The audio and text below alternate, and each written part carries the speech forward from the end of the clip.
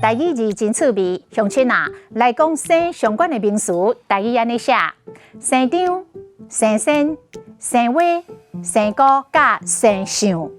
先来讲生张，是先天的相貌个性，也则是后天的习性德性。像讲，这个囡仔真好生张，啊，伊迄款生张真无人缘。再来，生身生锈。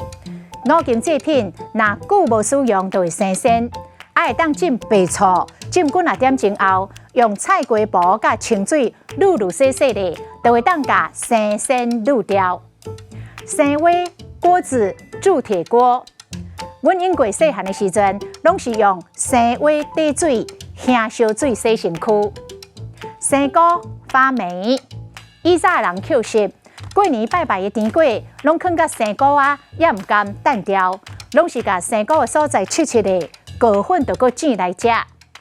生肖生肖，12生肖是以12种的动物代表无同的年份，分别是鼠牛虎兔、龙蛇马羊、猴鸡狗猪。12种动物的顺序固定无变，每12年循环一届。今仔日的台语字：生张、生身、生话、生歌、生相，实在真趣味。